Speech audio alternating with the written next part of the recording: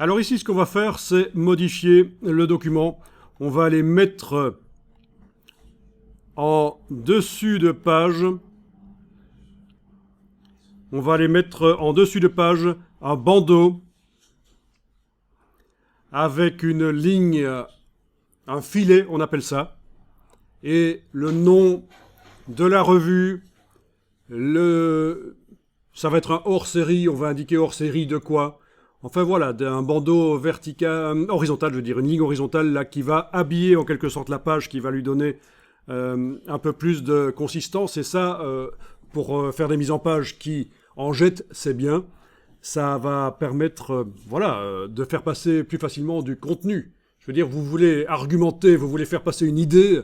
Si le support est valable, ça influence beaucoup, ça aide. C'est pas pour rien que dans les universités, les travaux rendus, on vous impose la mise en page, taille de police, interlignage, etc. C'est aussi pour éviter que le lecteur soit influencé par une belle mise en page du style d'un bouquin, facile à faire dans InDesign en plus. Non, vraiment, on sait que la mise en page influence la perception du contenu, la valeur du contenu. C'est pour ça que je vous dis, ce que vous faites ici, des belles mises en page, ça peut servir pour des dossiers qui ont l'air pro plutôt qu'un truc bêtement fait dans Word, qui par ailleurs peut être un bon logiciel pour faire du secrétariat, je ne dis pas.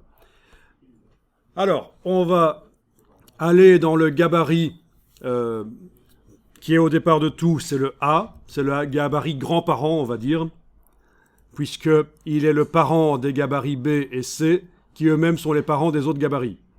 Donc vous faites apparaître la palette des pages, menu fenêtre page, vous allez double-cliquer sur le gabarit A.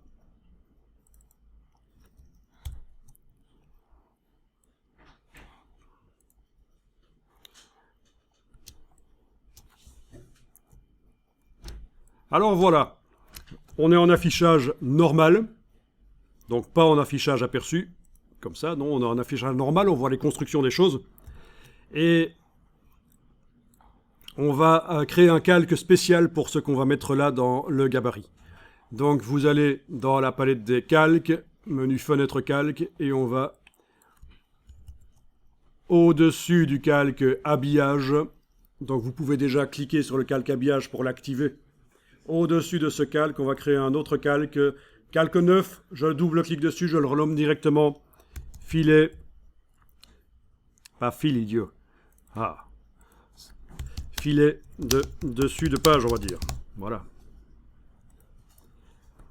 Et les autres calques, tous doivent être verrouillés. Donc je viens de verrouiller le calque numérotation qui n'était pas verrouillé.